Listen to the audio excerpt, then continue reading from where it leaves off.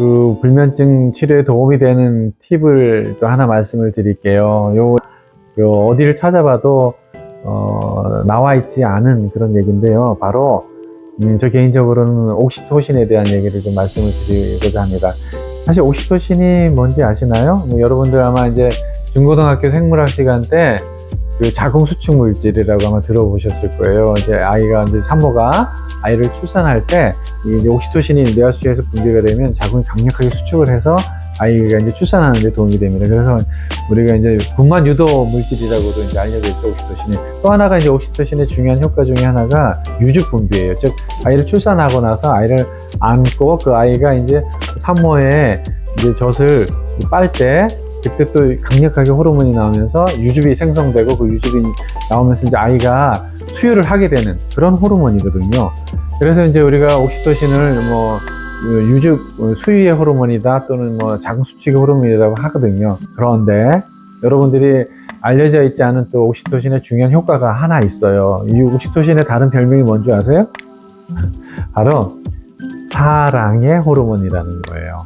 즉 우리가 다른 사람과 어떤 유착관계 또는 애착이라든지 유대관계가 좋을 때는 그 옥시토신이라는 물질이 분비가 되면서 일종의 그 어떤 유대감이나 친밀감, 행복감을 가져오게 하는 그런 호르몬이기도 하거든요, 옥시토신이. 그래서 이제 우리가 이 산모들 같은 경우에는 이 옥시토신이 굉장히 많이 분비가 되는데 그것이 또 화학적으로 이 아이하고의 어떤 그 모성애 만드는 어떤 중요한 고리가 되는 호르몬이 아닌가라고도 생각을 하게 돼 있죠. 그래서 우리가 이제 이 옥시토신이라는 호르몬이 현대인으로 가고 나이가 들어가는 사실 이제 옥시토신이 더 이상 필요가 없는 호르몬이다 보니까 분비량이 굉장히 줄어들면서 쇠퇴되는 그런 호르몬이 되거든요.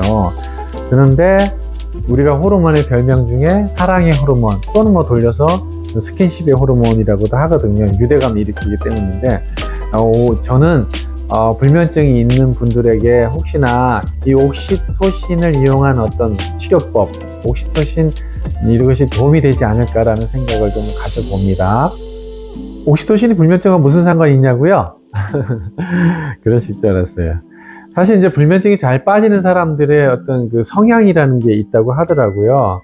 보통 우리가 이제 되게 정서적으로 좀 둔감하거나 정서적으로 건조해 있는 사람들, 또 혼자 사는 사람들, 또 부부가 있는데 각자 방을 쓰는 사람들, 또 관계가 소원한 관계에 있을 때, 별거 중일 때, 또 스킨십을 잘 이렇게 느껴보지 못하는 어떤 관계, 대인관계가 원만하지 못한 사람, 공감력, 또 소속감이 떨어지는 사람, 또 스트레스가 많은 사람, 타인과의 관계를 매우 어려움에 처해 있는 사람들 등등이 이제 당연한 얘기겠지만은 어떤 상황 자체가 불면증이 빠지기 쉬운 상황일 수 있겠죠. 이분들의 공통적인 게 뭐냐면은 하루하루 생활이 건조하거나 몸이 건조, 그렇죠. 그런 상황이 가능성이 되게 많다라는 거거든요. 아직까지 옥시토신이 실질적으로 수면에 어떤 도움이 되는지에 대해서는 알려진 근거는 없습니다. 연구도 없는 것 같고요. 하지만 개인적으로는 현대인들의 불면증의 그 이면에는 이 메말라져 있는 어떤 인간관계가 하나의 큰 축이 되지 않을까라는 생각을 하고요. 혹시라도 내가 어떤 유대감, 친밀감 또는 행복감을 가져다 주는 어떤 인간관계가 있다라고 그러면은 또 불면증 치료에 도움이 되지 않을까 하는 생각을 가지게 되고 거기서 이제 힌트를 얻게 되는 건데요. 그런 분들에게 옥시토신이라는 어떤 약이 있는지는 모르겠지만은 없죠, 그런 약은. 하지만 내가 스킨십이나 다른 사람과의 친밀한 유대 관계를 통해서 이런 호르몬들이 좀 더 많이 나온다면 많이 나오는 그런 환경을 가질 수 있으면 불면증 치료에 또 도움이 되지 않을까 하는 약간은 좀 엉뚱하면서 근거가 없는 생각을 또 가져보기도 합니다. 이건 어디까지나 제 개인적인 생각이고요. 그 근거에 대한 과학적 의견은 전혀 없으니까 그냥 듣고 흘려는 보십시오. 하지만 어쨌든 우리 불면증에 있어서 어떤 현대인들의 몸이 건조한 삶이 큰 하나의 원인이 될 거라는 생각은 가져봅니다. 자, 오늘 여러분들께 불면증과 관련해서 좀 무거운 얘기도 있었고 또 어려운 얘기들도 있었던 것 같아요. 마무리 말씀을 드릴게요. 제가 서두에 2018년도 데이터에 연간 그 졸피뎀 처방이 1억 3천만 정을 넘은 것 때문에 뉴스가 되었다라는 말씀을 드렸는데, 최근의 자료를 잠깐만 말씀을 드릴게요. 그 건강보험심사평가원 홈페이지가 있고요. 그 홈페이지에 들어가면 약물 사용 통계를 우리가 알아볼 수가 있거든요. 그 중에서 수면과 관련되어 있는 코드, 즉 최면 진정제 관련 코드가 번호가 112번이거든요. 그래서 이제 112번을 치고 들어가면은 그 최근의 데이터가 쭉 이렇게 나와요. 그래서 이제 최근에 제가 한 몇 달치 것만 좀 먼저 말씀을 드려볼게요. 개략적인 말씀입니다. 2022년 6월 달에 2,590만 정이에요. 그 다음에 7월에 2,540만 정, 8월에 2,470만 정, 9월에 2,570만 정. 그래서 10월, 11월 해서 12월까지 쭉 보니까 6개월 동안 12월에 2,650만 정 나왔거든요. 적어도 매달 2,500만 정 이하는 없어요.